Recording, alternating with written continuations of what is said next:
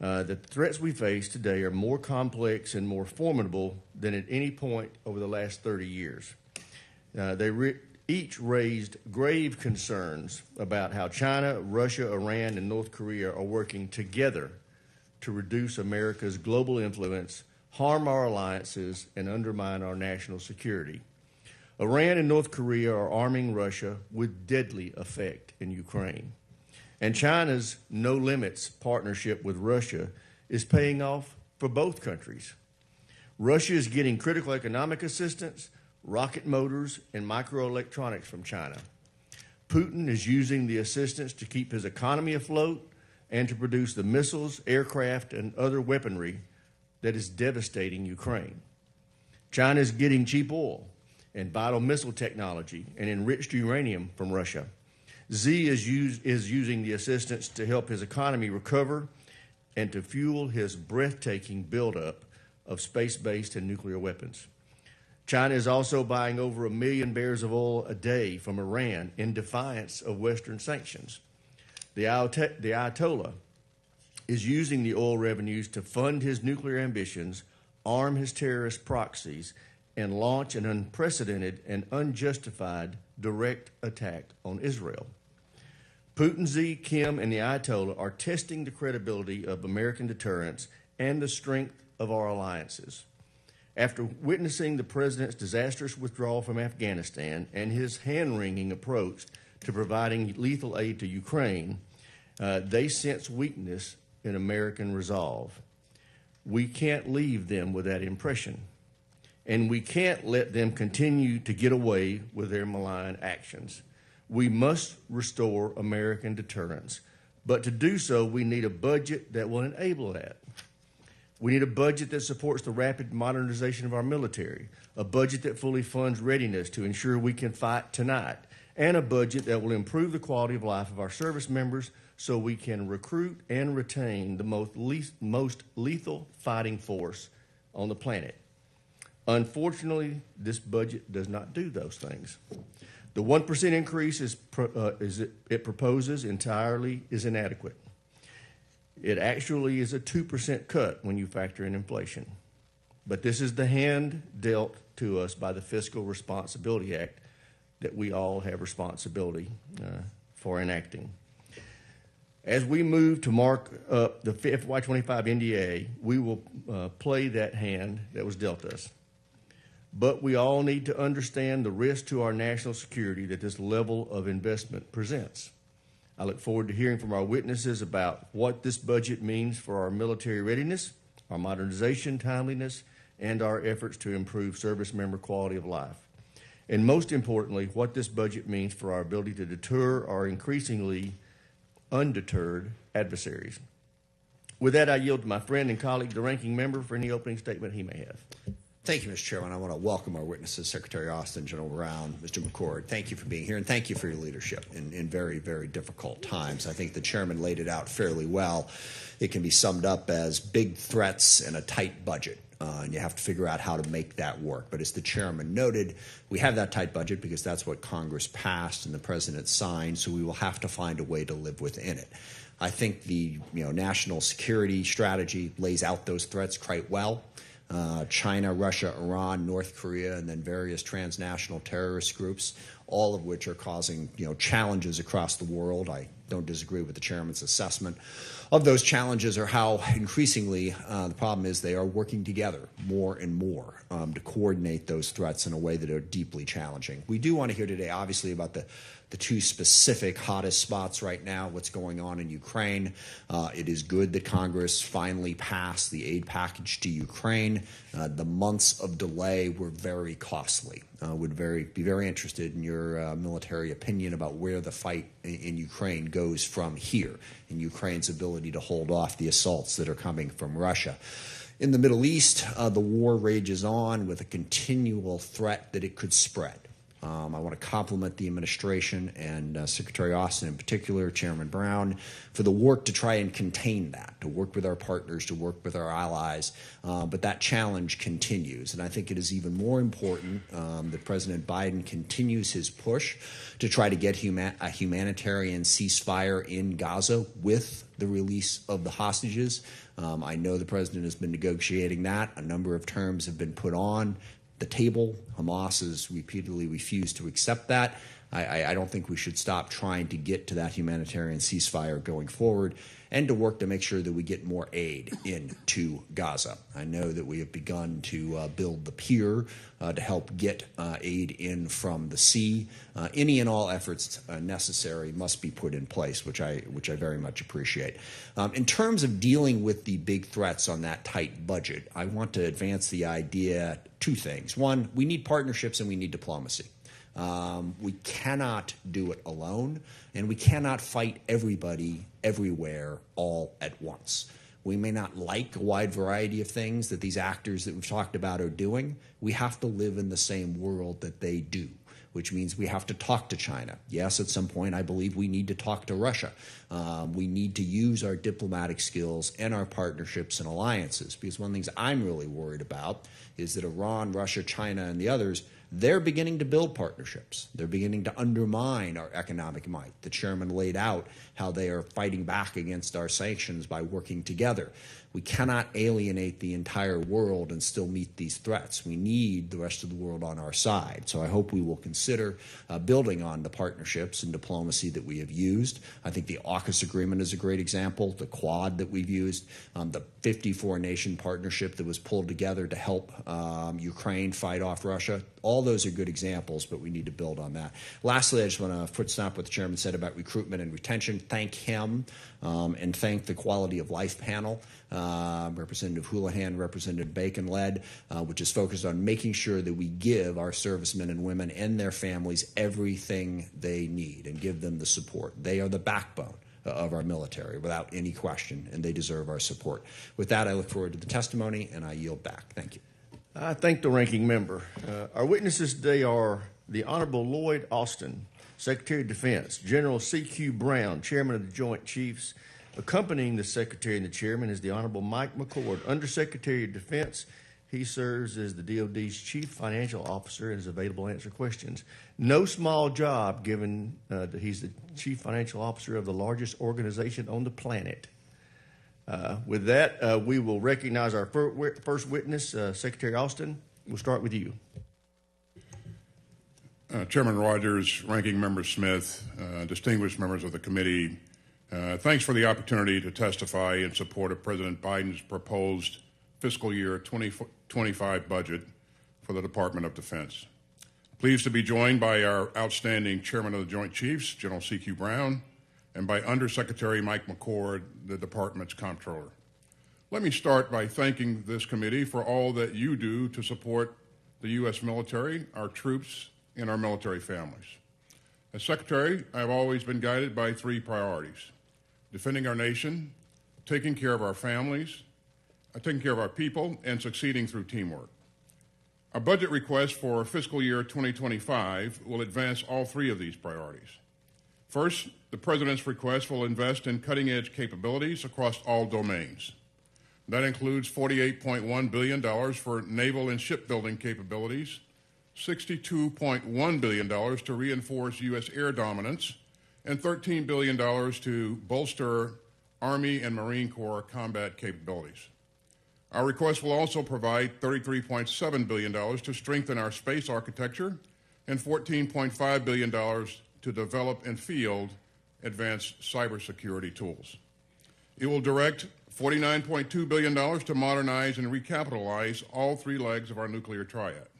And it will sharpen our tech edge through a $167.5 billion investment in procurement and $143.2 billion in R&D. Second, this budget will support our outstanding troops and their families. That includes raising base pay and housing allowances, investing in better housing, making child care more affordable, and funding vital work to prevent sexual assault and suicide in the military.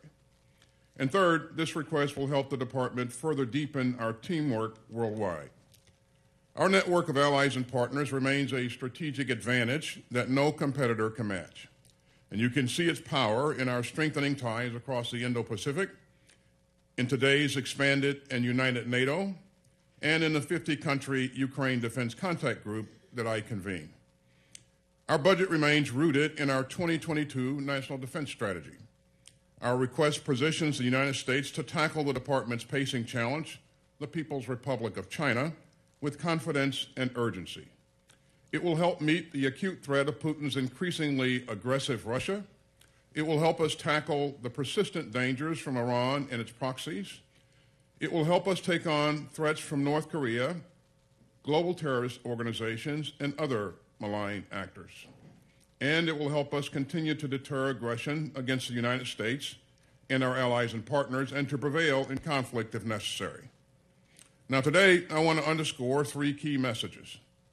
First, even as our budget request abides by the mandatory caps set by the Fiscal Responsibility Act, it is aligned to our strategy.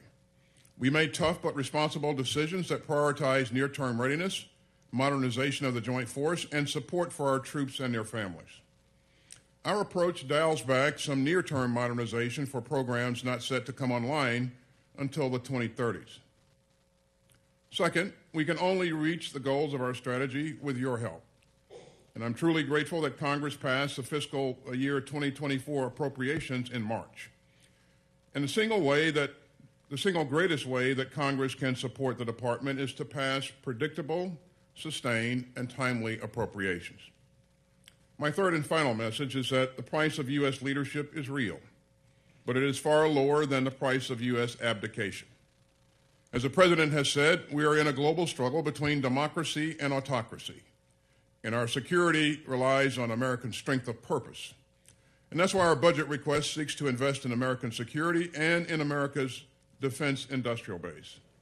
The same is true for the recently passed National Security Supplemental that will support our partners in Israel, Ukraine, and Taiwan, and make key investments to increase submarine production.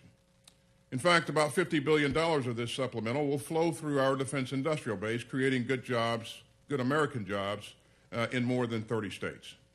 So we're grateful for our partners in Congress who help.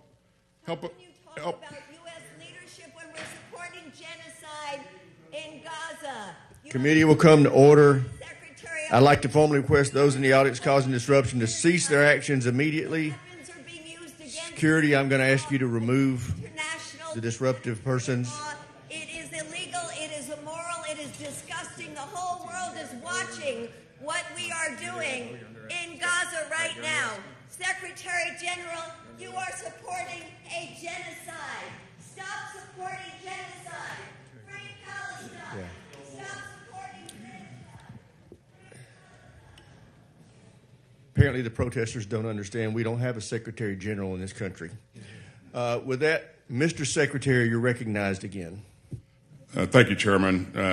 We're grateful for our partners in Congress who help us make the investments needed to strengthen America's security through both the supplemental and the President's budget requests.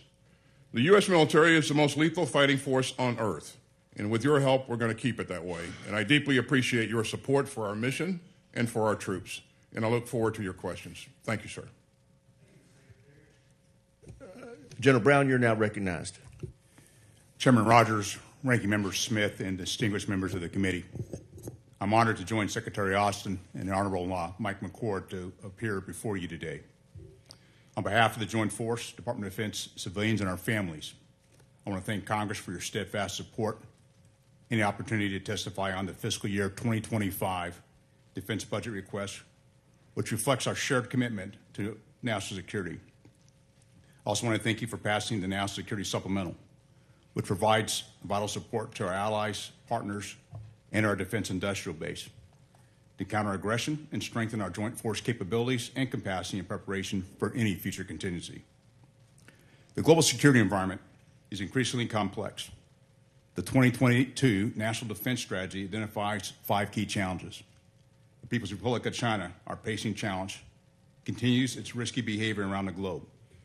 The newly aggressive Russia with its unprovoked war against Ukraine, a reckless Iran, who, as we saw a few weeks ago, attempts to escalate regional conflict with unprecedented attacks and support of proxy forces, a destabilizing North Korea, which threatens regional security, and violent extremist organizations which leverage instability to advance their cause.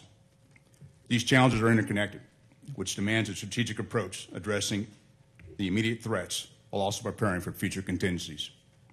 It requires all of us to operate with a sense of urgency. Days after becoming the chairman, I laid out 3 expectations in my message to the Joint Force. Honing our warfighting skills has primacy in all we do, modernizing and aggressively leading with new concepts and approaches, and trust is the foundation of our profession. Our military exists to fight and win our nation's wars. We train every day to ensure we are so good at what we do that we deter any adversary from engaging the U.S. in conflict. This budget requests $147 billion to sustain readiness and ensure the department can counter near-term threats. We are also focused on better integrating our allies and partners in our planning and operations by investing in critical programs and suspend. We will remain in recess until the disruptive individuals are removed from the chamber.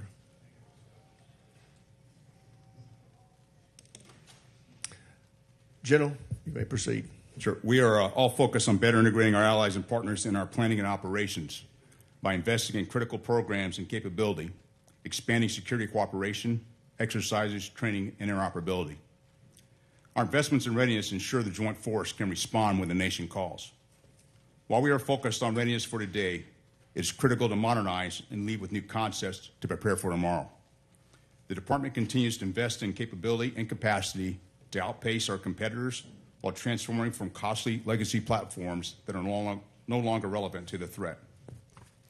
This budget strategically invests $167.5 billion in procurement, underscoring our commitment to equip the Joint Force with unparalleled combat capabilities across every domain. This budget also invests $143.2 billion in research, development, tests, and evaluation of future capabilities that will retain our strategic edge. Finally, this budget invests significantly in nuclear modernization, digital innovation, multi-year procurement of critical munitions, and the strengthened defense industrial base. With rapidly evolving threats and technologies, accelerating our modernization is crucial. Lastly, trust is the foundation of our profession. The Joint Force must build upon and uphold the trust in each other. Trust with our families, trust of our elected leaders, and trust of our nation. Enhancing the quality of service and the quality of life of our personnel is not just a moral obligation, it's a strategic imperative. This budget includes investments in quality of service efforts such as advanced training, educational benefits, and career development, while also investing in quality of life projects like housing, medical clinics, and child care facilities, as well as funding spouse employment initiatives, enhanced mental health resources, and robust programs to combat sexual assault. We must create an environment where all can reach their full potential. Trust that our Joint Force stands ready to defend our national interest, ready to deter aggression, and ready, if necessary, to fight and win our nation's wars. I thank you for your support and collaboration and our shared commitment to face the security challenges of today and prepare for tomorrow. We are living in consequential times, and there's no time to waste. Thank you, and look forward to your questions. Thank you, General. I recognize myself for opening questions. General, I addressed this first question to you. You talked about what the budget would do. As we know, we talked about this as a tight budget. Tell me what we can't do with this budget. Tell me about some of the trade-offs that you've had to make as a result of this 1% increase. Well, Chairman, I appreciate the question. As the Secretary highlighted in his opening remarks, what we had to do is we focused on readiness for the near term. And as we did that, there's some areas that we elected not to modernize, some capabilities that would deliver in later into the 30s. And so that's where we had to address some of the shortfalls in this particular budget by making those choices to focus on readiness. For example, give me an example of something that you deferred.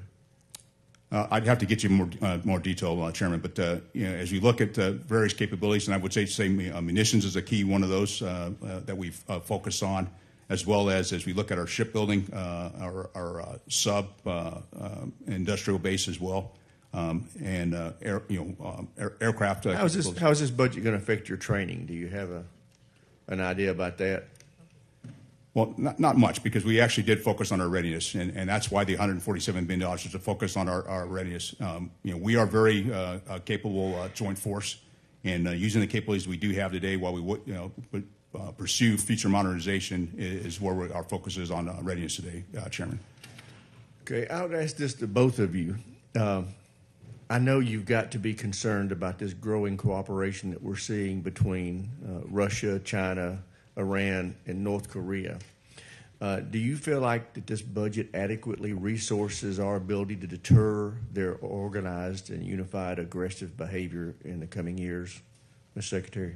Thanks, Chairman. The growing nexus between the PRC, Russia, and the DPRK and Iran is concerning, and this is something that we are watching very closely.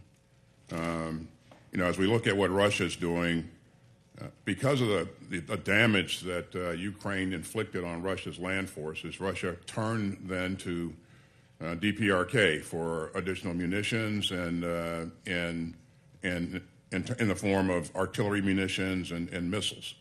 Iran is providing Russia with drone capability, technology, and actual drones themselves. And that's made a difference in Russia's ability to recover from what the damage that Ukraine has inflicted on it. And then North Korea, again, it's becoming more confident because of its affiliation with Putin. So this is very concerning. Something that we're going to have to watch. Something that we're going to have to make sure that we have the capability and capacity to work with our allies to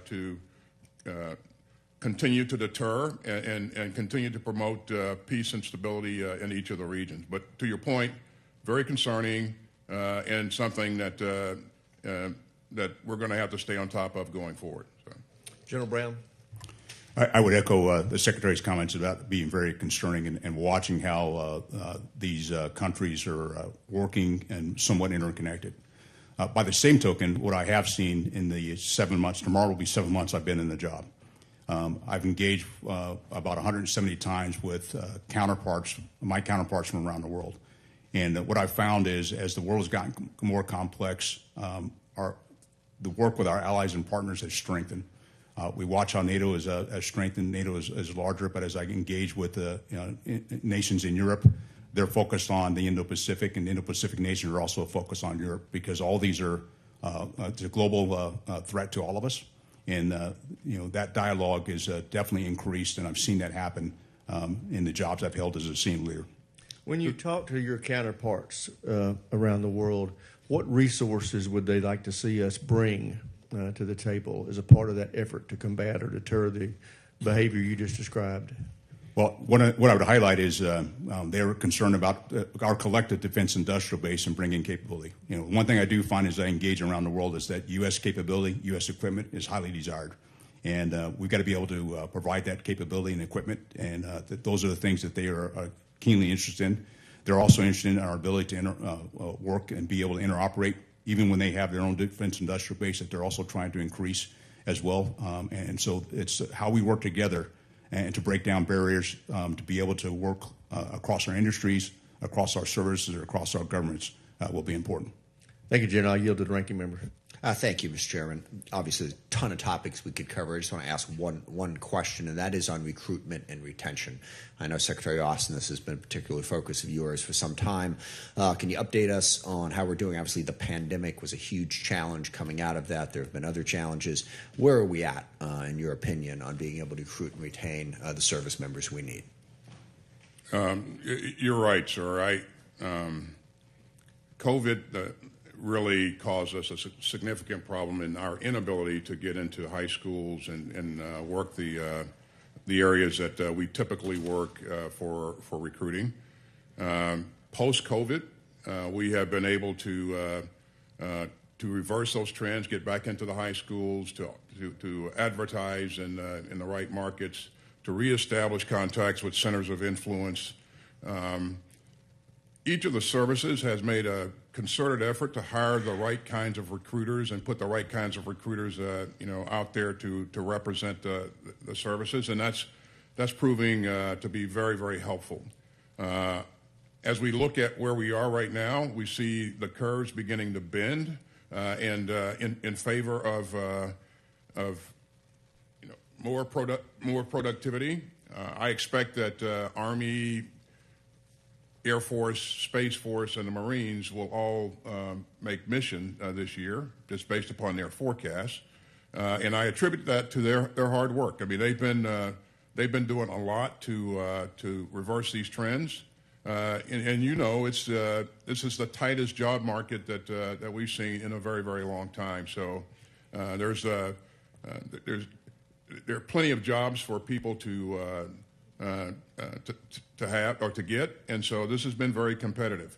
But I think the services are doing the right thing, and again, I have to attribute this to their hard work and their focus. The senior leaders are focused on this in a major way, and I talk to them about this routinely. On top of that, retention is the highest that it's been in a very, very long time. And so when troops join us, they want to stay with us. And a good part of that is because of what you continue to do to help resource us to provide for them and their families. Thank you. General Brown. Well, thank you. As the Secretary highlighted, we do see a positive trend. And since I've been not only as a service chief watching this and coming through COVID and watching the numbers change, but also as a chairman, I've had a chance to sit down and meet with recruiters from all of our services. I've gone to one of our processing centers to take a look and ask questions about the things we can do to increase the throughput through our recruiting stations. At the same time, it's how we engage. And one of the things when I talk about trust, it's how we that have served, what inspired us to join, and how we inspire the next generation, and how we engage and show all the opportunities that are available by serving in our force or serving the nation at large. And so we do see some positive trends. And I would also say the same thing with retention. The numbers, we're meeting all of our retention, and we're doing very well there. But we got to continue. We can't rest on our laurels, and that's why the support of this committee and the Congress, particularly as you look at the quality of life, does play a role, because it plays a role not just for the member, but it plays a role for their family as well. Absolutely. Thank you very much. I yield back, Mr. Chairman. Chair, now recognize the gentleman from South Carolina, Mr. Wilson.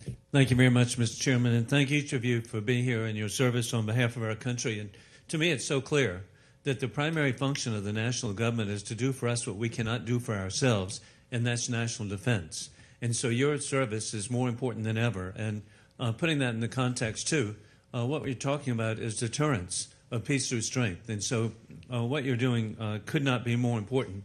And I particularly appreciate military service. I've had 4 sons who have served in Egypt, Afghanistan, and Iraq.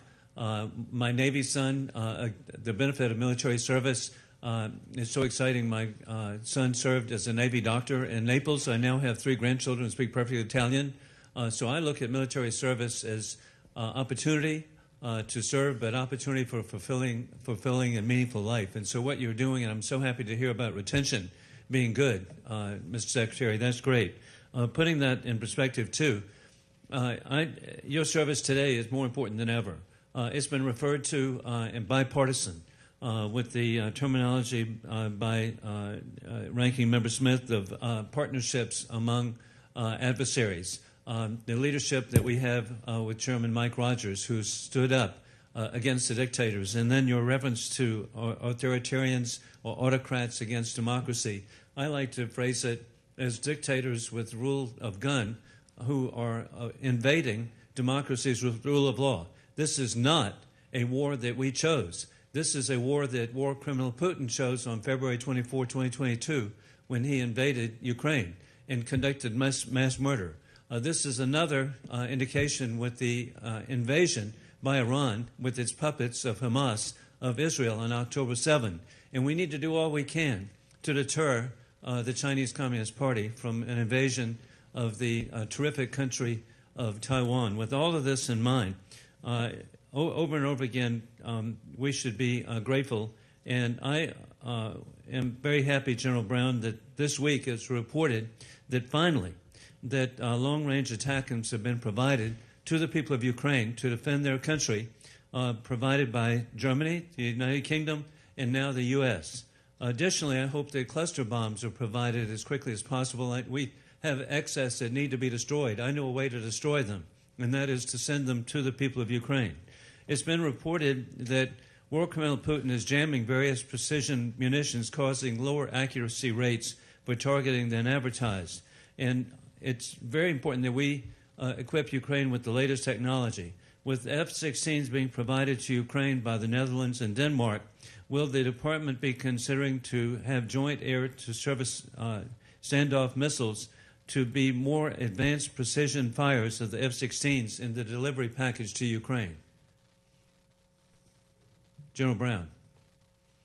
Well, as we bring on the F-16s, it's the not only the airplanes, but it's the training of the pilots, also training of the maintenance, but also bring sure we have the weapon system to go with it. And that's part of the conversation we're having with the countries that are not only contributing F-16s, but as part of the Ukraine Defense Contact Group, there is an Air Force coalition that the United States is part of, and that is the dialogue that we're having to not only just get to the airplanes, but also get it to a full capability. And a good news, Secretary Austin. In December, Japan announced it's transferring Patriot interceptors back to the U.S. to replenish our stockpiles. Earlier this month, there was a joint statement with Japan. The administration wants to pursue co-development and co-production of missiles for forward deployment in the Indo-Pacific. This is great for the Indo-Pacific. It really follows, indeed, NATO coming together with Sweden and Finland, the assistance by the EU, of all people, for the people of Ukraine, for Europe. But with the Indo-Pacific, are there other examples of defense cooperation agreements that can be pursued to deter the dictators who seek to destroy Western civilization? Well, thanks, sir. As you know, we have done a lot of work to strengthen our relationship with the ROK. We have promoted a trilateral relationship between the ROK, Japan, and us. As you witnessed months ago, the President held a summit here in the United States with the leadership of those three countries. We've strengthened our relationship with the Philippines. And so now we have the ability to operate alongside the Filipinos in more sites in the Philippines. And 3 years ago, the leadership was going to disinvite us and not allow us to operate in the Philippines. But that relationship... Hey, Mr. Secretary, my time is up. But again, it's exciting to see countries come together that we have not before, from the Philippines to Sweden and Finland. Thank you very much. Gentleman's time expired. Chair, and I recognize the gentleman from Connecticut, Mr. Courtney. Thank you, Mr. Chairman, and thank you to both witnesses for your diligent service and your testimony today. Mr. Secretary, one of the smartest actions which Congress and your department made last year was enacting AUKUS authorities. I want to particularly compliment your legislative team who worked with a number of us on the committee to successfully steer a very complex package into last year's NDAA. As you laid out on page 16 of your testimony, it's not just an aspirational plan. AUKUS is moving out fast on many fronts. For example, I had the pleasure to welcome the first 3 Aussie naval officers to sub school at the Groton Sub Base in Connecticut, where they learned proficiency in the operation of nuclear-powered submarines, a key AUKUS Pillar 1 goal. All 3, by the way, graduated in the top 5 of their class, and another 100 of their colleagues are going to be following in their footsteps. Mr. Secretary, having been on this committee for quite a while, it was quite striking to me the amount of focus in your statement on the need to grow and strengthen our nation's defense industrial base. On page 20 of your written testimony, you highlighted the department's publication last January, the National Defense Industrial Strategy, which was a first for the department to its credit. And that report honestly laid out, warts and all the painful history of neglect of that base, which goes back decades, and acknowledged particularly the damage that procurement instability from the Pentagon has done. Coming from a district with a submarine shipyard that was decimated by such instability from 1990 to 2010, I could not agree more. Over the past 13 years, however, Congress has led the way to stabilize that yard and other yards and their supply chains with steady 2 Virginia submarine per year procurement, and the workforce has rebounded from a low of 9,000 to 23,000 today. COVID's pandemic did slow down production, and it's undeniable that the recovering pace needs to continue to pick up. But I would note that contrary to the narrative coming out of the department, starting last fall of 2023, 4 submarines have been or will be delivered to the Navy by the end of 2024. USS Rickover, New Jersey, Massachusetts, and Iowa, and Idaho and Arkansas are slated to be delivered in 2025. The supply chain has rebounded as well, with Congress's SIB investments going back to 2018. Those investments need to continue, but so does procurement stability. Unfortunately, the 2025 budget plan has injected unexpected new instability by cutting a sub, a direct deviation from last year's fit-up in the Navy's shipbuilding plan. And I would argue is also contradicts the National Defense Industrial Strategy's warning about the need to maintain procurement stability. As the Wall Street Journal powerfully noted, U.S. submarine technology is a crown jewel of America's military power and a true advantage over a rapidly expanding Chinese naval fleet. Buying only one boat is a terrible signal for capital investment, and it tells adversaries that the U.S. is not serious about rearming. I don't totally buy that last comment, but I would say that having been home since the budget came out, I've talked to supply chain companies who are hitting the pause button on planned investments. This has a real ripple effect when that signal shows instability.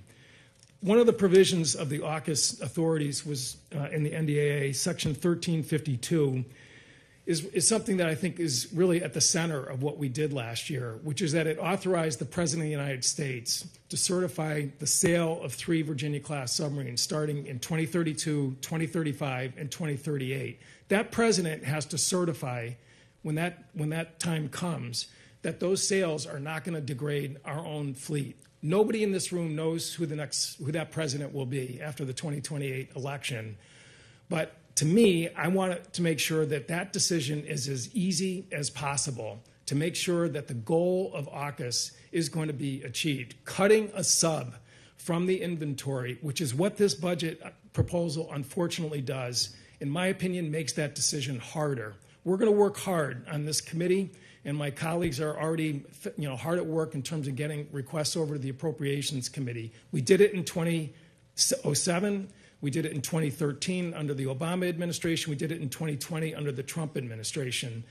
Again, I think it is so important for the goal of AUKUS, which again I think is going to be one of your hallmark achievements, that we maintain procurement and we, as I said, make that decision in the early 2030s as early as possible. I don't have a question for you today, but again, with that, I'll yield back. Thank you, Mr. Chairman.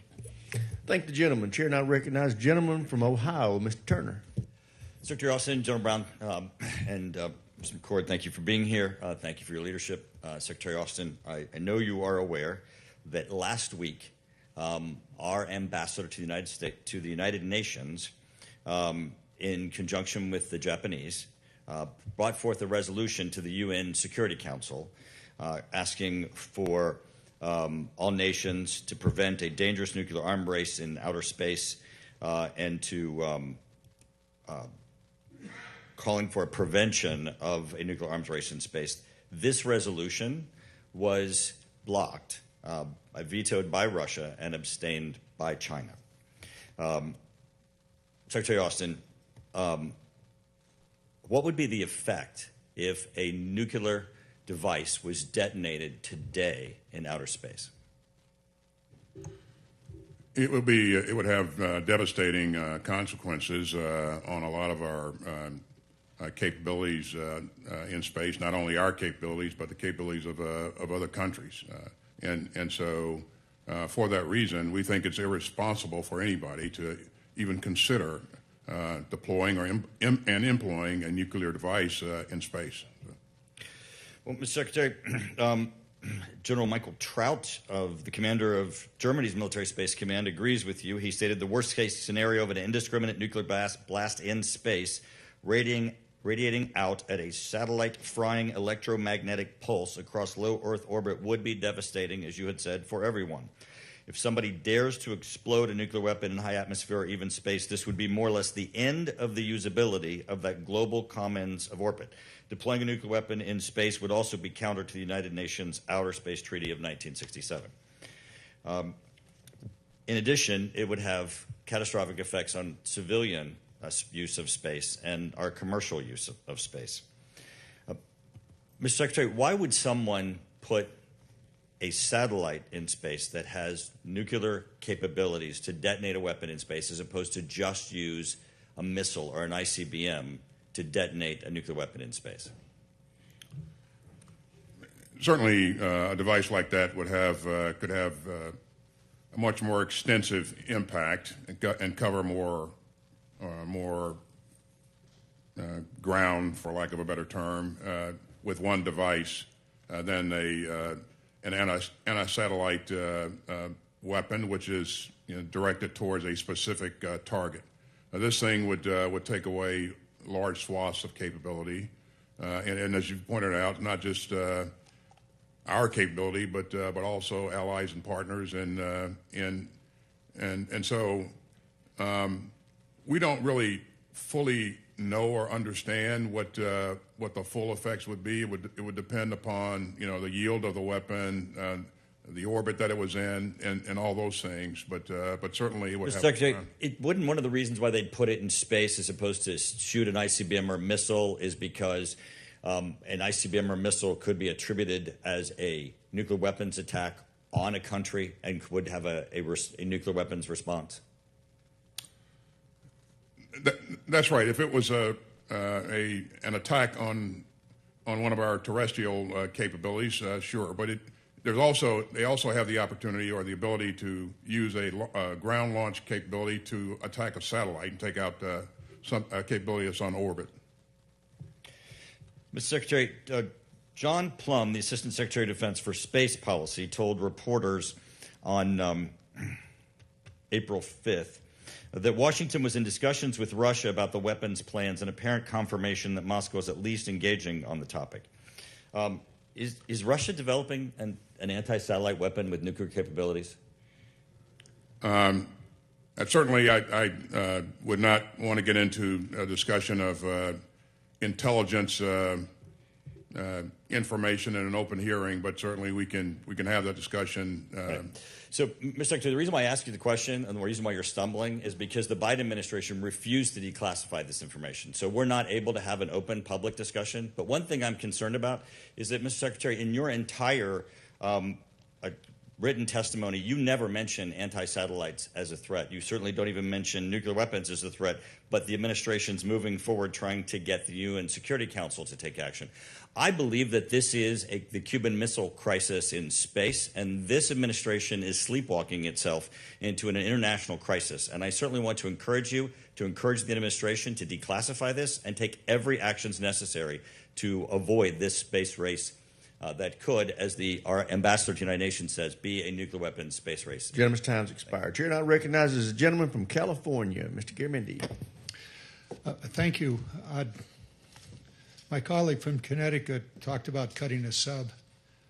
We make choices here, as you do at the Department of Defense also. Mr. Secretary, on December 9th, 2022, you gave a speech where you said, nuclear deterrence isn't just a numbers game, and that thinking can spur an arms race. You stressed the importance of working to reduce the global role of nuclear weapons, which we just heard from our colleague, and I happen to agree. For years, I've questioned the viability and the premise of the Sentinel program. In December, the Department of Defense announced that the ever-escalating cost of the Sentinel program, now estimated at least $137 billion, had breached the critical non-recurring limit, and that by law, the program must be terminated unless you, Mr. Secretary, certify that the program is, 1, essential to national security, 2, that there are no alternatives to the program, 3, that the new cost estimates are reasonable, and 4, that the program is a higher priority than programs whose funding must be reduced. Am I correct in saying that you are aware of your task that lies ahead? I am, sir. I'm pleased to hear that, because even without the required analysis by law that the Sentinel program, far too many Pentagon leaders have said, and I quote, "The Sentinel will be funded, we'll make the trades." Mr. Secretary, can you assure us that you will require that a truly fulsome and critical analysis of the Sentinel program will be made, and that the alternatives, for example, a submarine, will not be funded so that the Sentinel program can go ahead? I can assure you that we will conduct a thorough analysis in accordance with Nunn-McCurdy Act responsibilities and the responsibilities that you've outlined as well. So. Thank you, Mr. Secretary. I believe you have until sometime in July to make that decision, and along the course in early May or late May, you will, General Brown, provide to the committees the analysis required by law. Is that correct? We will. We'll support the timeline to enable the Secretary to make his determination. In your opening remarks, General Brown, you said that, quote, "Our investment in nuclear capabilities reflects a judicious balance between advancing cutting-edge technologies and phasing out legacy capabilities." Fourth grade math would indicate that at $700 million a copy, $137 billion can buy you somewhere more than 120 B-21 bombers complete with an ISRO. Or perhaps 7 Columbia-class submarines for $137 billion. Choices to be made here. Is an attack submarine important? Is an additional 120 or so B-21 bombers, complete with an LSRO, important?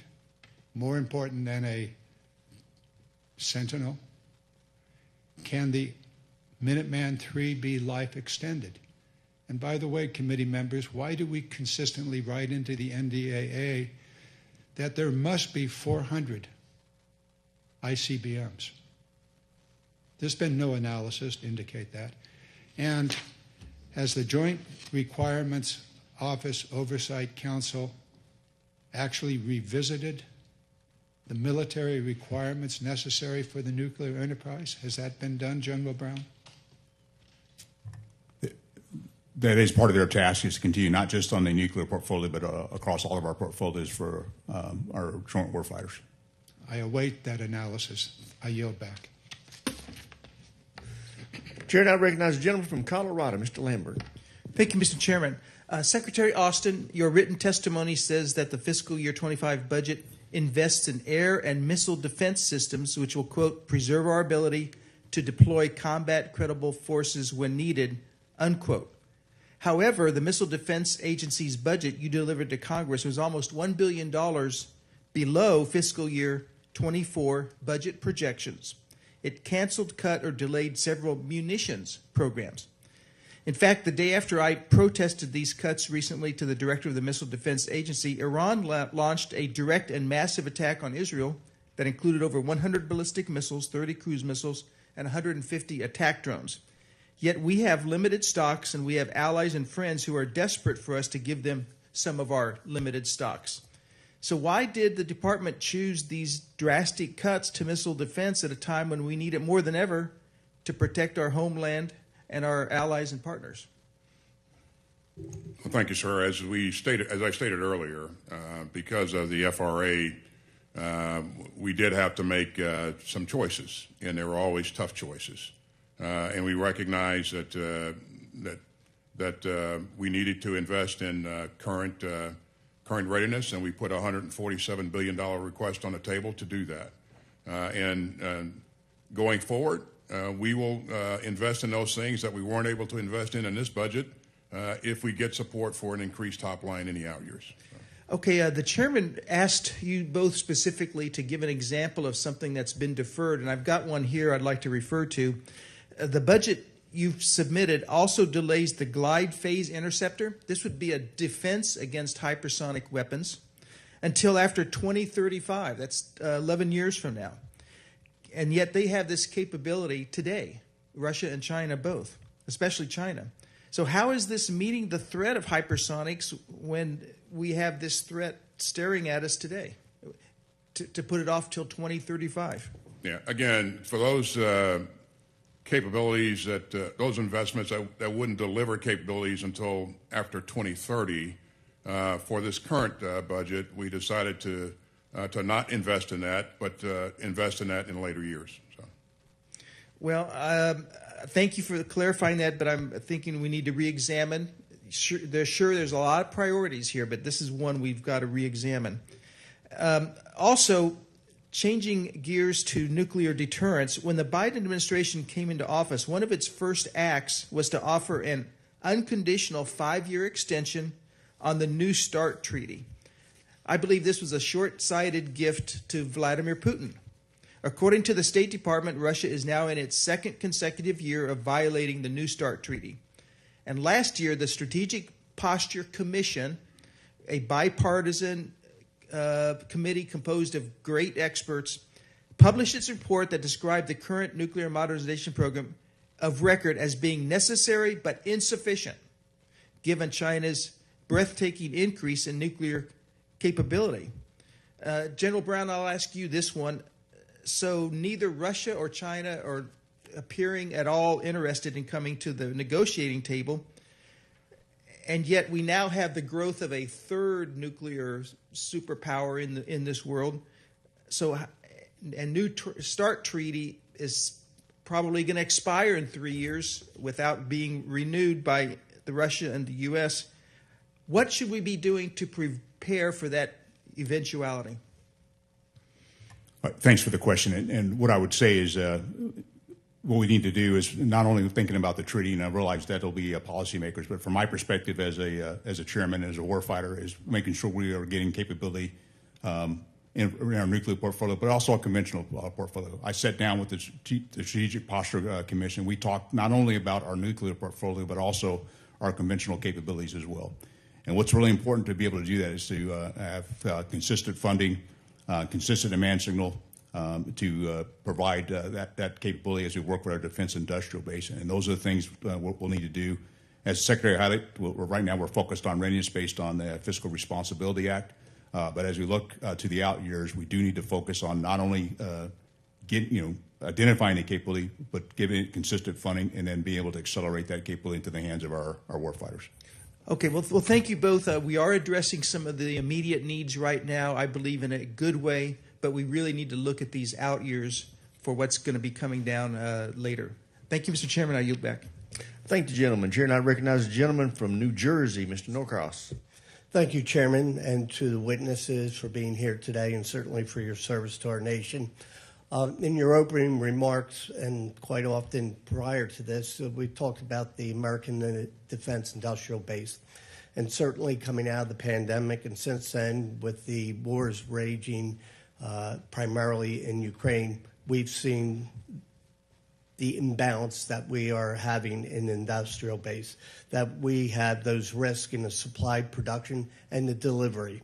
And certainly you have started, and we must have what I would call more aggressive posture in order to build that up. Because not only does it need to be resilient and reliable, it also needs to be affordable. And certainly starting from behind the finish line, building that up in a quick way is usually not the most efficient. So to date, and this would go to you, Secretary Austin, is what has the department done from where we started a few years ago on this quick and immediate need to build up in particular our munitions base. Could you elaborate on some of the steps we've taken? Yeah, in order to maintain our competitive edge, we're going to have to continue to invest in munitions, and we're doing that. We've done that with your help. As you know, for 24, we asked you for a number of multi-year procurement authorities, and you supported us with that request. And over the last 3 years or so, we've invested north of $75 billion in munitions, which, and it's, I might add, in the supplemental that you just approved for us, there are resources in that supplemental that help that we apply to the industrial base and help them expand to increase their capacity, so to meet the current demand and the demand in the future. So I want to thank all the members for that. But we put a lot of work into working with industry leaders to increase capacity, increase capability, and again, with your help, that's been very effective. Now we also need to work with allies and partners to increase international capacity as well. And my undersecretary for acquisition and sustainment is leading the charge to work with other countries to promote them expanding their industrial base as well. Even after everything is all said and done, as you know, we're going to have to make sure we're producing enough capability to help allies and partners who've dug deep in support of Ukraine and other things, help them replenish their stocks after we've replenished our stocks as well. So. Well, certainly appreciate that. And sending the right signals to industry so that they are prepared is incredibly important. And that leads me to the next question. The assessment and how we're going to manage at some point, hopefully sooner than later, that we are going to build not only our stocks up to the tune of $50 billion under the aid package, but to help our allies and partners. How are we going to send the correct signals to industry that when we meet that, it's just not going to drop off? Mr. Courtney talked about the submarine base of years ago and what happened that when we abruptly stopped. How are we going to manage our munitions base that we're building up now, but when we backfill, how are we going to handle that? Well, it's certainly something that we are focused on, and we will continue to work with industry on. There's certainly when the demand shrinks a bit, we have to be cognizant of the fact that we have to have a capability to rapidly expand if required. Now, the way that we produce munitions, the way that we design production lines, all of those things have to be taken into account. Maybe there are things that we can compress so that we can rapidly expand when called upon to do that. But those are things that we're taking a hard look at, and industry has been very supportive thus far, and I expect that they'll be supportive going forward. We got to send the right signal to them to the point that you're making. Certainly. And we also have to look at the reserve munitions that we've had in the past and say, is that adequate given the way that Ukraine and other areas of the world have really operated in the last 6 months to 2 years? Certainly that is incredibly important, and I yield back. I thank the gentleman. Chair, and I recognize the gentleman from Virginia, Mr. Whitman. Thank you, Mr. Chairman. I'd like to thank our witnesses for joining us today. Thanks so much for your service to our nation. General Brown, I want to discuss the cost and exchange ratios between our weapons and weapons of our adversaries. You know, I've talked all the time about the way we win this competition is we have to get more per our dollar than the Chinese get per their yuan or the Russians get per their ruble. And unfortunately today, that's not the case. I know you've supported CCAs and that sort of accumulation of mass where we can do quickly. I think that is absolutely where we need to be. I want to talk a little bit about the unit costs of where we are today. The unit cost for an SM-6 missile is $4 million. The unit cost for a Shahed 136, the kamikaze-style drone that is being used by Iran against Israel, being used by the Russians against Ukraine, is $50,000 a copy. I'm not a mathematician, but this is not sustainable. I want to show the other slide, too, where we talk about the annual production for SM-6 missiles.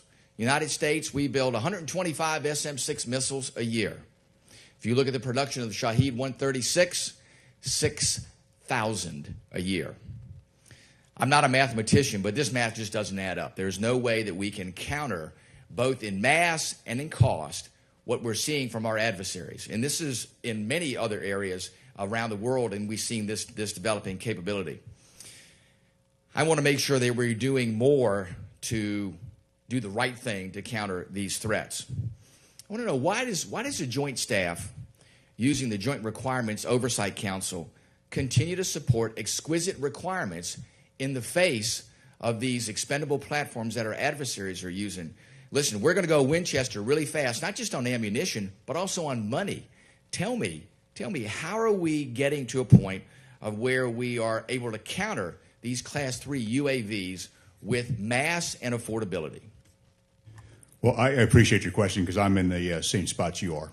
And that's why I often talk about we have to have capability and capacity. It's one thing to have high-end capability but limited capacity, or low-end capability with a lot of capacity. And we've got to be able to balance across that. And so the examples you used for the SM-6, particularly in you look at the events that happened on the 13th of this month, we used a combination of capabilities to include air-to-air missiles, AIM-9Xs and AIM-120s. And so we got to have a range of capabilities in addition to non-kinetic capability, directed energy. And so that's where my focus is as the chairman. And I am very much focused with the JROC to change that perspective, to ensure that we are not just focused on this high-end capability, but we focus on a range of capabilities to ensure we have many opportunities and options that are cost-effective against the threat. Very good. Thank you. Secretary Austin, President Biden has said in the past that we will defend Taiwan if they are attacked by China. In your estimation, do we have the capability and capacity today to adequately equip our forces to pursue this mission of defending Taiwan? Our military is the most powerful military on the planet, and not only do we have more capability than anyone else, in terms of the ability to use what we have on hand and to integrate fires and to maneuver responsibly and effectively. We also work with allies and partners and increase their capability as well. You've seen us do that pretty effectively in the Indo-Pacific thus far, and we continue to build upon that. AUKUS was mentioned earlier. This is an incredible capability that's a game changer, and it will certainly add to the overall deterrence in the theater. But there are a number of examples like that throughout. So. Let me drill down a little bit further. When we look at what we're going to face in that theater, we're going to be operating in a highly contested environment, which means we have to be able to reach Chinese assets at long range in order to degrade that environment to a contested environment where we have a much, much better advantage. Tell me, where are we with magazine depth and capability and capacity currently with long-range precision strike weaponry in that theater? Well, we again, I think when you look at our capability, I think we're in a pretty good place. We never have everything that we want, but certainly it's the mix of capabilities that's important here, and that's our goal, to make sure that we have the right mix of capabilities to ensure that we can be effective. Gentleman's time's expired. Chair, and I recognize the gentleman from California, Mr. Khanna.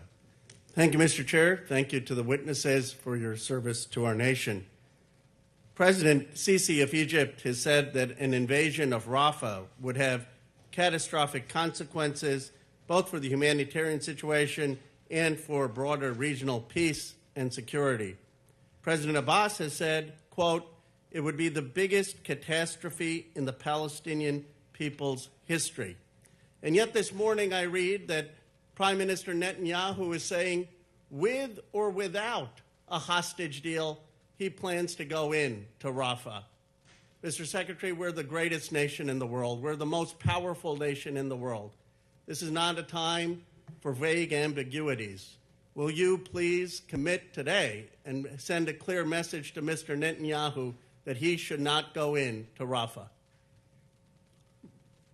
What we have emphasized throughout is that we they must do what's necessary to protect the civilians in the battle space. A much better job of what we've seen thus far. And as you know, there are north of 1 million civilians that have moved into that space. That if you're going to conduct operations, then those civilians must be accounted for and hopefully moved out of the area. And certainly, if they were going to conduct operations, we want to see a different approach to those operations as well. But thus far, we've not seen the civilians moved out of the battle space. And again, what they have said is that their operations will be sequential, where they account for the civilians and move the civilians out of harm's way before they would. Let me ask you this, Mr. Secretary: would you oppose it if you don't see a plan? If tomorrow he goes in without a plan, would you oppose that? Of course, I would. Yeah. And would there be consequences in that case if Netanyahu goes in without a plan? The consequences, of course, that would be determined by the president. Would it be on the table to stop offensive weapons if he did that? Again, that's determined by the president. So. What would be your military advice if he did that? I'll never share my military advice that I give to the president with anyone. So. Let me ask this though: you would certainly oppose it without a plan. Do you, in your years, and you know how much respect I have for you and your service, do you really believe that there is a conceivable plan of evacuation that would save civilian lives and allow Netanyahu to go into Rafah? Could you come up with such a plan? I could, but it takes time, and of course we see some signs that they are moving towards that direction, but in terms of all of the things that need to take place before an attack happens, we've not seen a number of things that we believe that will have to happen before. What are those things that you think need to happen in terms of a plan that would give you confidence that civilian lives would be protected? And they have a plan. The question is, can you execute? Are you executing the plan, and how much time are you allocating for it? What are the main concerns you have of what you've either the lack of plan or lack of execution? Lack of execution. And what would be the specifics of what you would want to see that they're not doing today? Making provisions for the civilians wherever you direct them to. Do you have sustainment in that area? Do you have the ability to move them from where they are now to wherever you're going to direct them to? And then are you willing to protect them as you do that? So, the housing, the medical care, all that stuff that needs to be in place. We've seen some signs that some of that's coming together, but clearly not. And where would they move these million people to? So you're saying before they go into Rafah, they would need to move all the million people out of Rafah who are civilians? I doubt that they'll move all of them out, but certainly the preponderance of the people, sure. And they can only go north. My time's is almost expired. If there are 200,000-300,000 left, I mean, do you have a sense if they were to go in how many deaths, civilian deaths, we're talking about? Or I mean, if they were to go in? Well, there have been far too many deaths, civilian deaths already, and we certainly, if they were to go in, we certainly would want to see things done in a much different way. And the number of civilian deaths would depend upon what they're doing and how they're doing it.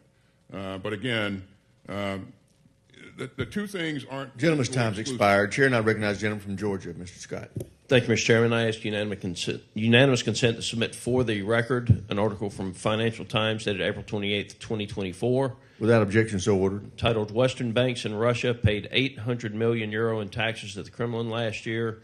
Figures represent a fourfold increase on pre-war levels and come as profits jump at European lenders still in the country. And Mr. McCord, I know you've gotten away without questions, but since your degree is economics and with a master's in public policy, I'm going to come to you with part of this. In this article, one of the paragraphs reads, Western lenders have benefited from the imposition of sanctions on most of the Russian financial sector, which has denied access to the SWIFT international interbank payment system. That made international banks a financial lifeline between Moscow and the West. Secretary Austin, when you started, you said this is a choice between democracy and autocracy. I agree with you 100%. Russia has faced sanctions from the U.S. and our European allies. Those sanctions have in many ways been ignored. India has certainly bought oil from them, skirting sanctions, and we talk about China. We expect that from China. I would have hoped that India would have supported democracy a little better than they have. My question, Secretary McCord, is how do the Department of Defense and U.S. interagency partners and the militaries of our European allies coordinate to ensure the sanctions enforcement? And how does Ukraine win if the sanctions are not enforced and Russia's economy is allowed to continue to grow? Mr. Scott, I would say from the start, the administration's approach on Ukraine has been emphasized interagency. Treasury and state in particular have the lead on some of the items you mentioned, export controls and sanctions. But we have between military assistance, security assistance, economic assistance, humanitarian, export controls, and sanctions, applied that whole of government approach. You're citing, I think, some of the, if you will, human nature problems that you have of incentives around the world to try and evade these for individualized gain, perhaps. But I know that Treasury in particular has worked hard to have an effective regime on the front. Half my time's gone, Mr. McCord. I appreciate your answer. I respectfully disagree with you. I think that the Biden administration could have done more to enforce the sanctions, and I think that our European partners could have done more to enforce the sanctions, and I think that if Russia's economy was not growing, then Russia would not have been able to reconstitute its military and its military industrial base the way they would have, and it would not be costing the Ukrainians what it is in people, and it would not be costing the world what it is in support financially and with weapons if the sanctions had been enforced. General Brown, what is the impact on the battle space when sanctions are not enforced? Well, not being an economist, but being a warfighter, I think the key part I would highlight to you is the access to capability on either side, and that can determine the outcome of a military conflict. The quantity and the quality of the weapons that your opponent has because of the money they have. Is that a safe answer? That's a fair statement. That's my concern with the sanctions not being enforced, not just by the Biden administration, but by our European partners as well. Do you have the necessary authorities to take military action against the shadow fleet of vessels that's illegally transporting Russian oil and funding Vladimir Putin's war? That is not something that we are, from an authority standpoint, that we are, as a military, focused on right now. I mean, we've been focused on supporting Ukraine, and we work closely with the interagency on how we identify to address. I have a tremendous amount of respect for you, General Brown, and you too, as well, Secretary Austin. But I will tell you, supporting Ukraine means defeating Vladimir Putin in Russia. And if we're going to defeat Vladimir Putin in Russia, then we have to do two things. One is we have to enforce the sanctions so that his economy will fail and he cannot continue to reconstitute his military and build the weapons that he is and supply the weapons that he is. And the other thing is we've got to be willing to punch him back inside Russian territory. And so when I see a Biden administration that won't enforce the sanctions and our European allies not enforcing the sanctions, and then when Ukraine hits Russia in Russia, Biden saying, please don't do that anymore, that's a problem. Expired. Chair, and I recognize the gentleman from Massachusetts, Mr. Keating. Thank you, Mr. Chairman. I want to thank our country's leaders in defense for their service. 8 days ago, I was at the Polish-Ukraine border visiting with our 82nd Airborne. We were doing a logistical job that no other country in the world could do, and thank them for their service. 7 days ago, I spent nearly an hour in Kyiv with President Zelensky. During that time, we had a far-reaching conversation, but time and time again, the most important thing he hammered in to all of us, there's only four of us, bipartisan group, but was the need for air defense. You know, in Ukraine, they have an air defense. In Kyiv, their second largest city, was getting pummeled as we sat there, Kharkiv, with major attacks. He thanked us for the supplementary package, but can you tell us what we're able to do to help Ukraine's air defense? They're a resilient country. They're producing their own armaments in the midst of a war. But what can we do to improve that air defense? Well, certainly, thanks, sir. And first of all, thanks for visiting, and thanks for your support, and along with all your colleagues to get the supplemental approved. That was a big measure of assurance to our colleagues there in Ukraine and to our allies in NATO. So, as you know, I convene some 50 countries every month to talk about how we're going to continue to provide security assistance to Ukraine at scale and speed. Air defense has long been one of the things that we have emphasized over and over again. When people were talking about other capabilities, we continue to emphasize that this is what Ukraine needs most. And that's playing itself out to be true because we watch Russia continue to launch missiles that have been supplied by North Korea, drones that have been supplied by. I'm sorry to interrupt, Secretary. Do we have the assets in place, Patriots missile systems in particular, among that 56-member group to do more in immediate sense?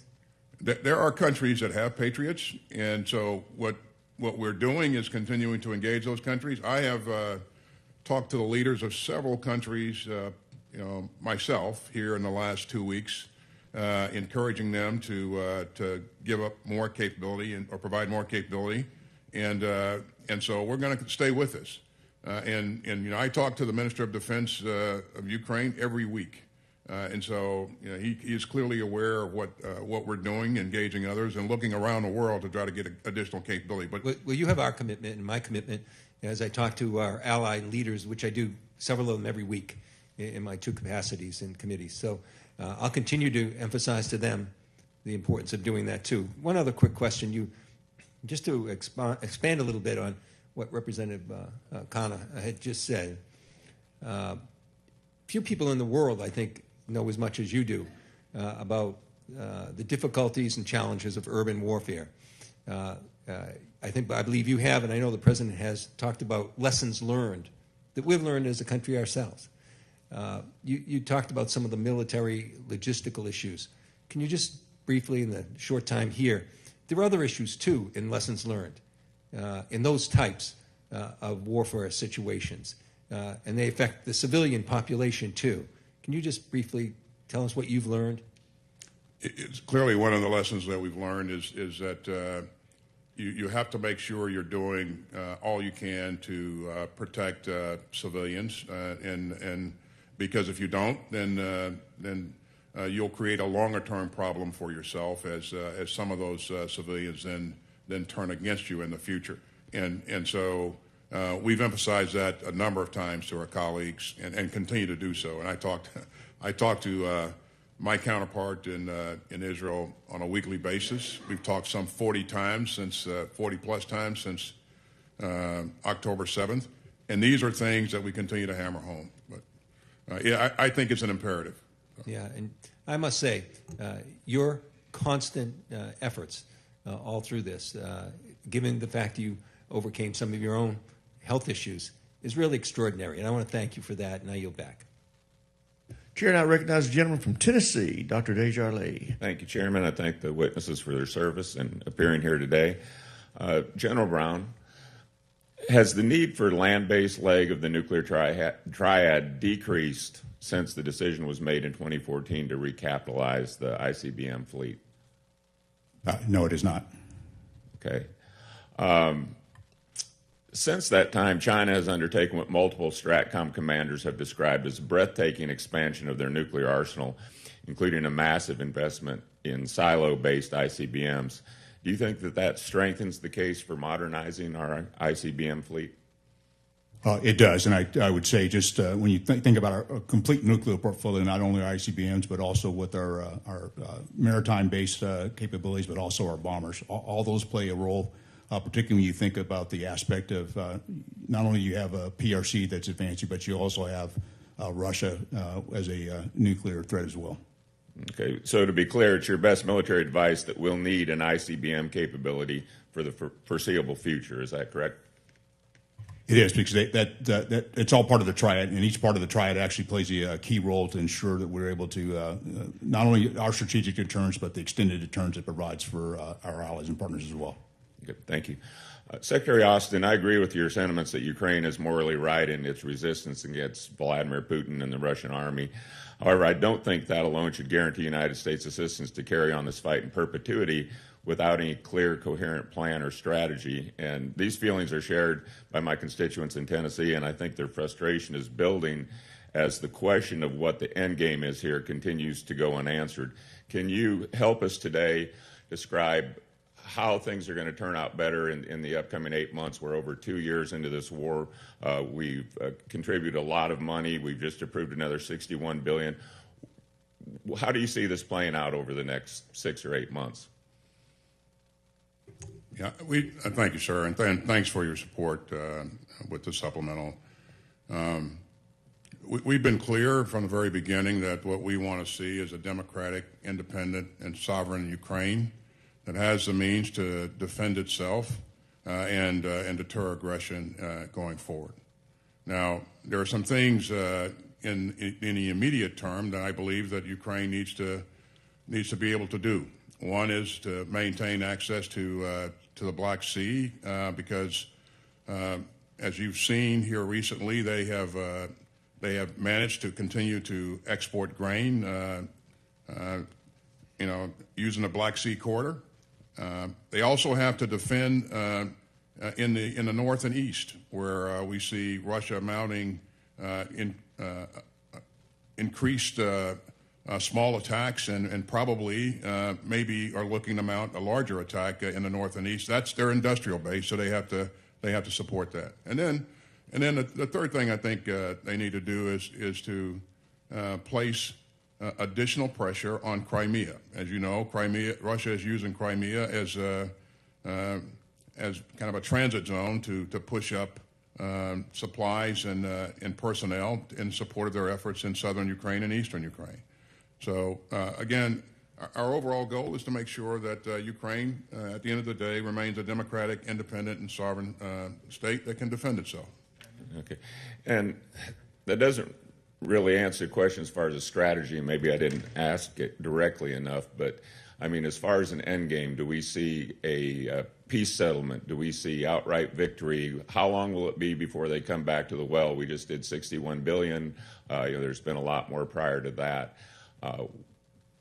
What can we tell people? I mean, the president actually did try to explain this a little bit last week in response to the aid package. He was on TV, or at least a visible press conference, where he tried to describe it. We've been imploring the DOD and the administration to tell the American people why this is so important, why this investment is there. So what is, in your opinion, the end game timeline? When will it be needing more money? And what's victory look like? As is the case with most conflicts of this type, it ends with some sort of negotiation, and again, if that happens, when that happens, we want Ukraine to be in the best possible position to be able to achieve its goals and negotiate for the right things. It's up to Ukraine when that happens and what they choose to agree to or not to. Our goal is to make sure that they have the security assistance to be able to continue their fight to protect their sovereign territory. Gentleman's time's expired. Chair now recognizes a gentlelady from Michigan, Ms. Slotkin. Hi, Mr. Secretary, Chairman, Mike. Good to see you all. I want to ask a question a little bit different than my peers that comes from looking forward at threats. Mr. Secretary, your job as the Secretary is to deal with everything that's going on in the world, and it's messy right now, but also to look at future threats. And I want to put on the table this idea that the United States is poised to let in a huge flood of Chinese electric vehicles into the United States. In the European Union, they let in their first Chinese EV in 2021. They now have almost 25% market share.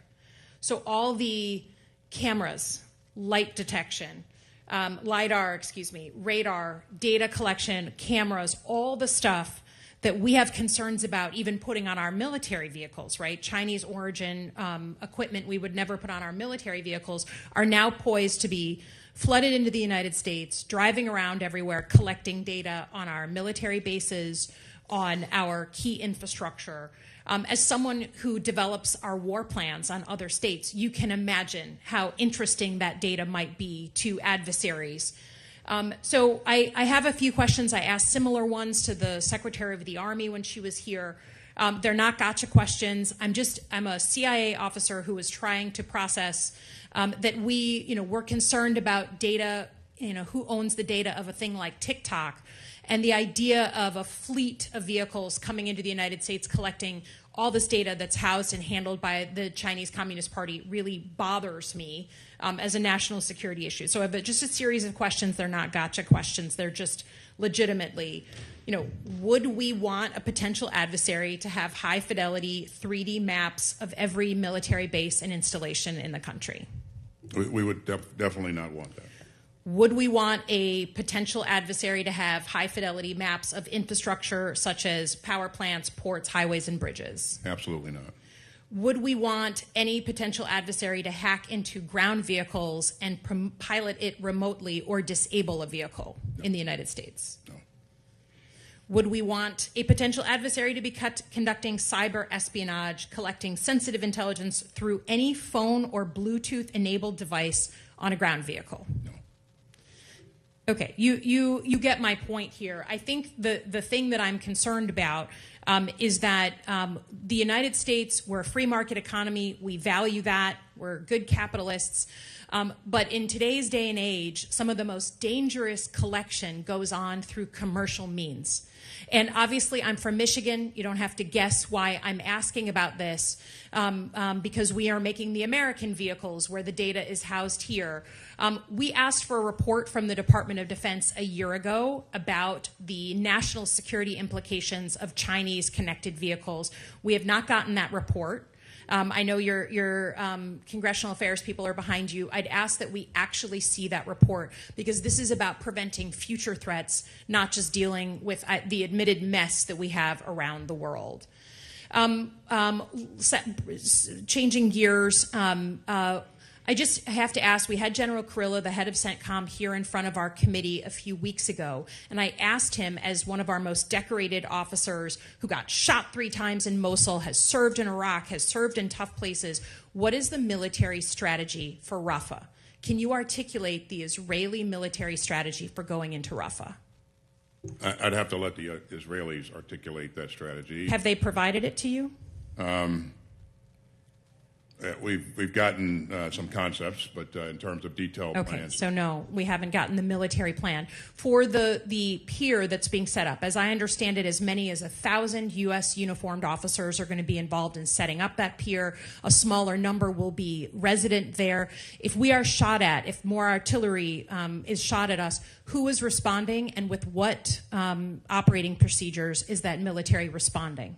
General Brown and I have spent quite a bit of time with General Kurilla working through our force protection plan, and I'm confident that he's put the right measures in place. Will the Israelis be responding if the United States is shot at? The Israelis will provide additional security in the area. That's right. I just think, given the differences I think we have with the Israelis on civilian casualties, we better get right clear about what the response is going to be when we are shot at, since I don't think many Americans feel that it reflects the same values that we have here. Thanks very much. Your ladies' time's expired. Chair, and I recognize the gentleman from Florida, Mr. Gates. Let's stay on the same subject. Ms. Locken just said there'll be about 1,000 U.S. service members operating a pier system off of Gaza. How many of them will have guns, Mr. Secretary? Well, typically all of the deployed service members carry guns, and they have the ability to protect themselves if challenged. So if someone from land in Gaza shoots at our service members who are on the $320 million pier that we're building, you're telling me our service members can shoot back? They have the right to return fire to protect themselves. Now, well, do we think that's so? Now I want to move to the likelihood that you think someone from land in Gaza might shoot at our service members on this pier. Do you think that's a likely scenario? That's possible, yes. This is a very telling moment, Mr. Secretary, because you've said something that's quite possible that could happen, right? Shots from Gaza on our service members, and then the response, our armed service members shooting live fire into Gaza. That is a possible outcome here so that we can become the Port Authority and run this pier. Right? That's correct. You know, I expect that we will always have the ability to protect ourselves. Don't you think that counts as boots on the ground? President Biden told the country that we weren't going to have boots on the ground in Gaza. And we won't. Okay, but you guys parse the distinction between, like when Americans think boots on the ground, they think Americans in harm's way or engaged actively in a conflict. You guys seem to be sort of saying that boots on a pier connected to the ground, connected to service members shooting into Gaza, doesn't count as boots on the ground? It does not. I think you're going to find the American people have a different perspective on that. And if we're going to have people shooting into Gaza, we probably should have a vote on that, pursuant to our war powers. But I want to bring us now closer to home and the F-35 program. Is the F-35 program a failure? No, it's... Okay, so let's go over, how much does an F-35 cost? Well, it depends on the variant, but... 100 million? Safe to say? 100 million a copy? Okay, so we just had the Air Force in here, and I said, what percentage of these F-35s are fully mission capable? And they said 29%. Do you have any basis to disagree with that assessment? I don't have any basis to disagree with the Secretary. So at 100 million a copy, 29% being fully mission capable, does that seem low to you? It's a complex airframe, and again, there are a number of reasons why a platform could be not operational at any one given time. But right, but I mean, how many? Having said that, it is one of the best aircraft in the inventory. The best aircraft in the inventory. Well, Mr. Secretary, there's a GAO report that takes a very different view. Mr. Chairman, I seek unanimous consent to enter the GAO report entitled F-35 sustainment costs will continue to rise while planned use and availability have decreased. Without objection, so ordered. It reads, costs to sustain the F-35 fleet keep increasing from $1.1 trillion in 2018 to $1.58 trillion in 2023. Yet DoD plans to fly the F-35 less than originally estimated, partly because of reliability issues with the aircraft. The F-35's ability to perform its mission has also trended downward over the last 5 years. Is there any of that in the GAO report that you disagree with? I don't. No. Okay, so how many $100 million paperweights do we own? I would not categorize the F-35 as a paperweight. Well, if it's not mission capable, if it's what do we just stare at it and admire it? We continue to work to make sure that we get our aircraft operational and continue to. And many, I don't know. Don't you think at $100 million a clip, more than 29% should be fully operational? And if the fact that we can't get them operational, you know what Secretary Kendall said when he was sitting in that chair? He said the core root of the problem is that we had let Lockheed Martin build this thing, and then we gave Lockheed Martin the full system performance contract, and they keep bilking us according to the GAO, and we sit around staring at a $100 million airplane that can't fully perform the mission, and you're sitting here telling me it's not a failure.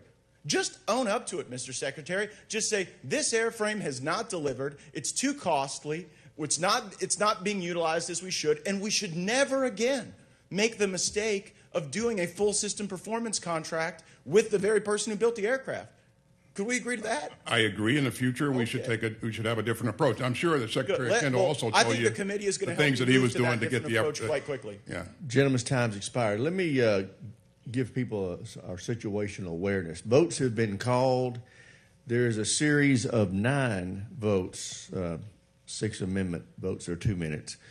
My plan is to continue for about another 15 minutes before we recess and then come back at the conclusion of the votes. The walk-off time will be 12:30. With that, Chair, I recognize the gentleman from Massachusetts, Mr. Moulton. Thank you, Mr. Chairman. Mr. Secretary, you said your budget priorities are near-term readiness, modernization, and support for troops and families. Those absolutely seem like the right priorities for me. Chairman, you've famously said, quote, accelerate change or lose. And of course, you're talking about our pacing challenge, China primarily. But Mr. Secretary, you also explained that your budget, quote, dials back some modernization. Now, how is that compatible with accelerate change or lose? So those platforms that won't deliver capability before 2030 are the ones that we chose not to invest in this budget. Now, we recognize that we will invest in those programs in the out years, and that'll require an increase in the top line. Mr. Chairman, most of this committee is in wholehearted agreement that this budget is inadequate, but why would you delay modernization rather than following the lead of the Marine Corps and just cutting old systems, many of which are big and expensive to maintain? Well, that's part of the dialogue we have with our Congress, and that's what the challenge that I see in some cases where, as we look at the capabilities that we have to have today, at the same time, as we transform the force to the future, and balancing between the two, and that's where the focus has been across the force. This is an area that we got to continue to have dialogue of the things that we were willing to let go of, so we can actually invest in and modernize in the future. Well, I have no doubt that this is your philosophy.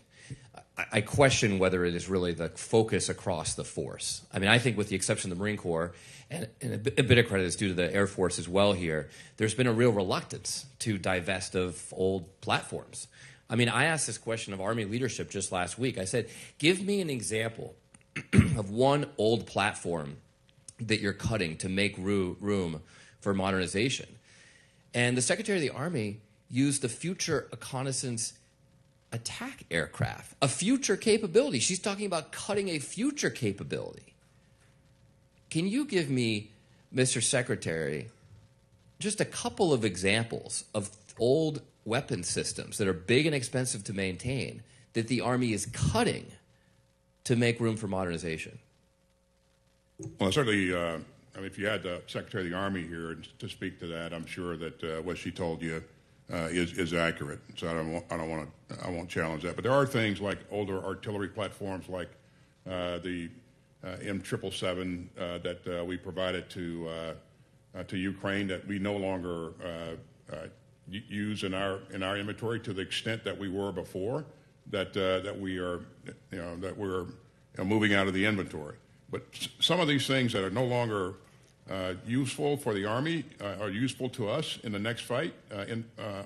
As far as the Army is concerned, we're able to transition those items to partners and allies who need that kind of capability. Well, let's do that. I mean, let's sell them. Let's get some money, right? But we've got to make money in our budget for modernization, because if we don't accelerate change, not just change at the rate that we're changing right now, but accelerate change, we are not going to be able to keep up with China. And Mr. Secretary, I just want to be clear. You are endorsing the Secretary of the Army's response to my question, name an old system you're cutting, when she named a future system that you've chosen not to invest in. No, the reason I said what I said was I really don't know the full context of, but to your point, that is a future system and not a system that we would typically look to divest of. The systems that we want to divest are the systems that are too expensive to upgrade, to modernize, or no longer relevant in the future fight. Now, I mean, we live in a world where $5,000 drones can destroy $5 million tanks. Now, I'm not saying there's never going to be a use for a tank again, but we're still building a lot of tanks.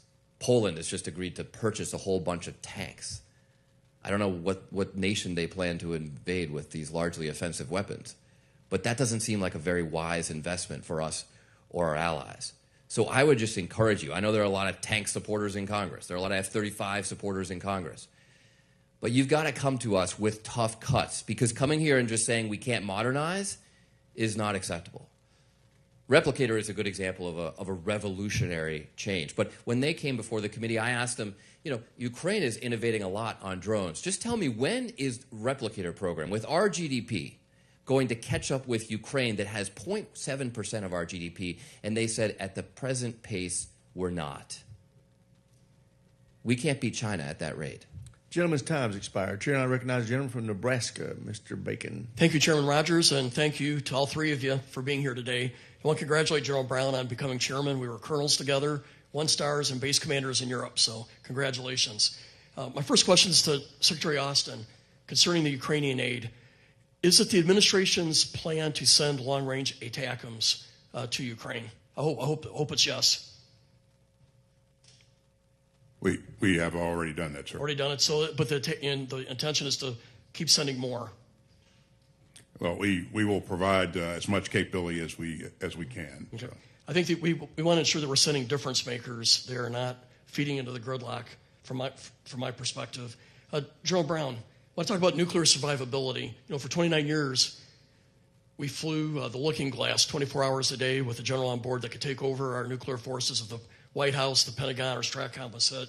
In 1990, we stopped flying that mission and had it on ground alert primarily. We think the threats are back to what they used to be with the behavior of Russia and the behavior of China. And now we have weapons that can strike us in 15 minutes, so we think it's even more imperative to have this capability. What are the plans to bolster our nuclear command and control survivability? This is Representative, it's an ongoing conversation about how we advance our nuclear command and control and maintain that nuclear command and control in the environment we're operating in today, particularly against the threat. I would also say as we advance in technology, there's also opportunities to change that approach as well. And so that's where our focus areas are as we look at combined joint all-domain command and control, how that also feeds into our new command and control as well. I know there's alternative ways to provide that same capability, but my impression has been this has been under discussion for years now. I think at some point we need to resolve it and have a plan so that we can, and it's not really for us, it's for Russia and China to know that no matter what they do, they can't catch us asleep and can't decapitate us. And so it seems to me that we should have a plan soon, because I just feel like this has been an ongoing discussion of what we should be doing. So I just want to submit that to you. Back to you, Secretary Austin, on Taiwan. Deterrence starts today, and I'm under the impression we're being told that there's a huge backlog of weapons that we owe Taiwan. One report was $20 billion. What are we doing to expedite getting these weapons to Taiwan? Well, I stood up a Tiger team to address this issue as soon as we came on board, figure out what the nature of the backlogs was, and then what are the things that we can do to work through those backlogs and get this capability to Taiwan and others, quite frankly, as quickly as possible. They came up with a number of insights. That task force still exists, by the way, and my challenge to them is to continue to work through challenges and obstacles to make sure that we're moving as rapidly as possible. As you know, sir, there are a number of things that go into this equation. You know, industry, industrial issues and challenges. You know, you name it. But again, I think we have been able to move some things forward a bit faster. But this work needs to continue on. We're going to reduce the backlog. I can't predict to you exactly when that's going to be, but I think you know it's a thing that we'll stay focused on. So. Yeah, day one of the war is too late, and we just know the best way to stop it is sea mines, harpoon missiles, long-range air defense, and so I think obviously it's imperative that we expedite those deliveries. My last thing I would like to point out to Secretary Austin, or at least discuss. We put 31 recommendations together to improve quality of life in the military. One of them was a targeted pay raise for E1 through E4. And some of the leaders in OSD, I'm not saying yourself, pushed back on that, saying the pay is adequate. But yet we have good evidence that many of our junior enlists are on food stamps, relying on food banks. And we just think we got to do better. And there was an article that came out today, or it was yesterday, that fast food restaurants are paying more than our E4s are getting, who are not married. So we hope that we'll have your support for a targeted pay raise for E1 through E4. And With like 15 seconds left, would you care to comment? Well, I want to thank you for the support that you've given us to date. I asked you for a 4.6% pay raise for the force in 23. You supported us. In 24, the budget that was just appropriated, we asked you for a 5.2% pay raise. You supported us for that. That's Gentleman's time's expired. Chair now recognizes the gentlelady from New Jersey. My intent is to recognize the gentlelady from New Jersey and the gentleman from Indiana, and then we will recess till about 12:35. Thank you, Mr. Chairman.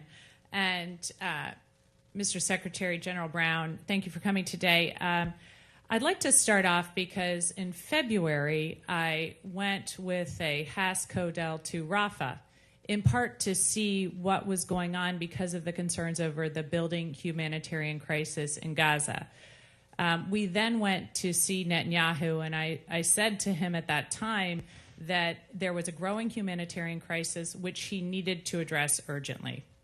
I encouraged him to open up the Erez crossing, to get more humanitarian aid into Gaza. He did not address this in any marked way until the World Central Kitchen bombing in April.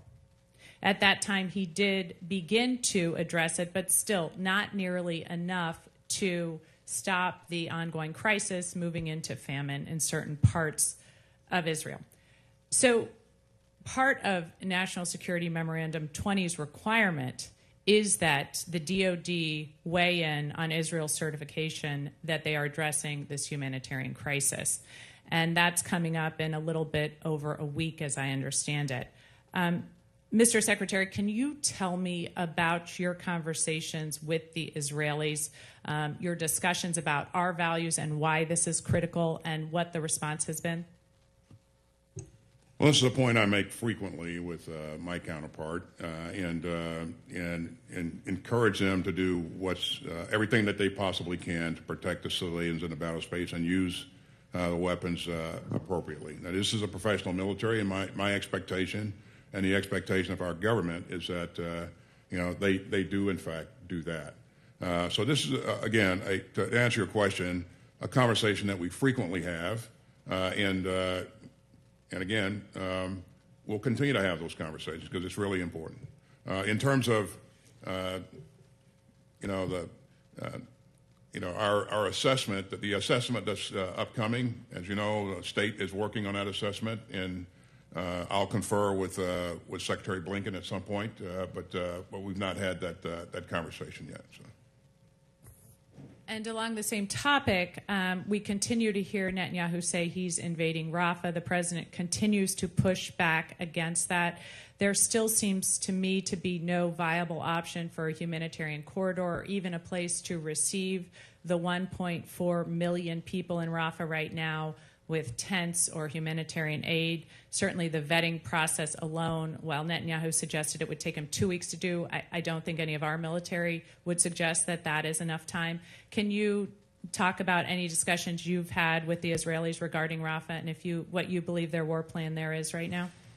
Again, I emphasized a number of times that they must do what's necessary to take care of these civilians that are not combatants and move them out of the battle space and take care of them wherever you move them to. And you have to allow sufficient time to do that appropriately. And we've had that conversation a number of times. I have seen them put some things in place, but you and I know that there's a lot more that needs to be done before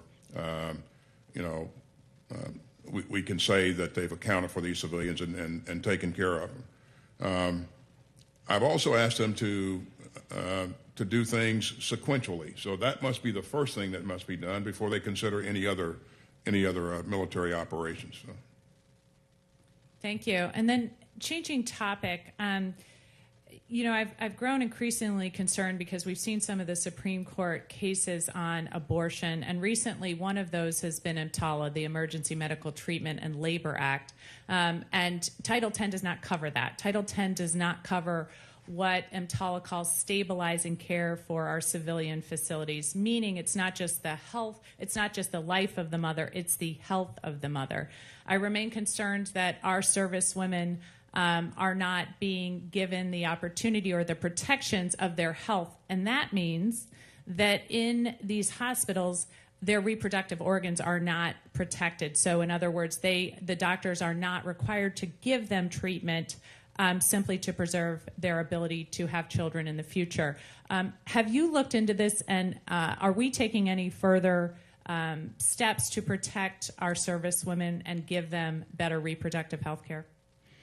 No, we've not. The reproductive health care policy that we have in place does not specifically address the issue that you raised, but it's a valid issue for sure. I would recommend you get her an answer for the record, because we got to go to Mr. Banks. Gentlelady's time's expired. Gentleman from Indiana is recognized. General Brown, according to the Blue Star Family's 2023 annual survey of military families, trust in the military is down to the lowest that it's been in 20 years, down sharply nearly 20% since President Biden took office. The poll also says that only 32% of military families would recommend service to a relative. That's down 55% since 2016. The National Independent Panel on Military Service and Readiness poll says that 68% of active military members have witnessed the politicization of the military. And the Reagan Institute poll in November of 2022 says that only 48% of Americans had a, quote, a great deal of trust in the military, down from 70% in 2018. What do you attribute that to? Well, I appreciate the question, and I'm not sure what I attribute it to. But one of the things I'm focused on, and I highlighted in my message to the Joint Forces, trust is the foundation of our profession. And what I'm focused on is, as a chairman, is that our trust goes through our members, to their families, our local leadership, and to the nation. You would agree those are disappointing numbers, startling, if they are true, well, really fact? I will tell you that, as a senior military officer, I want the nation to trust us. And when I see numbers like that, it is disappointing. And my goal is to lead by example. General Milley testified in this room that, quote, I want to understand white rage. What is it that caused thousands of people to assault this building and try to overturn the Constitution of the United States? What do you think he meant by that, and was it appropriate? I don't know what he meant by it. Was it appropriate? I'm not going to comment on it. General Milley confirmed that he secretly called Speaker Pelosi about President Trump's mental fitness and nuclear command authority. Do you think that's acceptable conduct of someone in your position? Well, I'll tell you, in my position, what I will continue to do is provide professional military advice. Would you ever be open to a call with Speaker Johnson about President Biden's mental fitness? When I talk to Speaker Johnson, I'll talk to him about the things that are tied to making military advice. It wouldn't be appropriate, though, would it? Someone in your position. I'd focus on providing military advice. General Milley told his aides that President Trump was preaching, quote, the gospel of the Fuhrer. Do you think it's okay for the chairman of the Joint Chiefs to compare the commander-in-chief to Hitler? In my position, I would... Really? Yes or no, General? No. Is that appropriate? It's not appropriate. General Milley testified in a question to me that he, quote, does interviews regularly with print media, books, documentaries, videos on TV because, quote, it is a part of a senior official's job. Do you agree that talking that frequently to the media is part of your job? Do you talk regularly off the record to book authors? Since I've been in this position, I haven't talked to a book author, but I do talk to the media off the record. Okay. General Milley testified to the Senate that he talks to the media, quote, 2, 3, 4 times a week, and that it is, quote, very important to make sure that senior officials talk to the media. Do you talk to the media 4 times a week? Not quite that frequently, no. During his farewell address in reference to President Trump, General Milley said, quote, we don't take an oath to a wannabe dictator.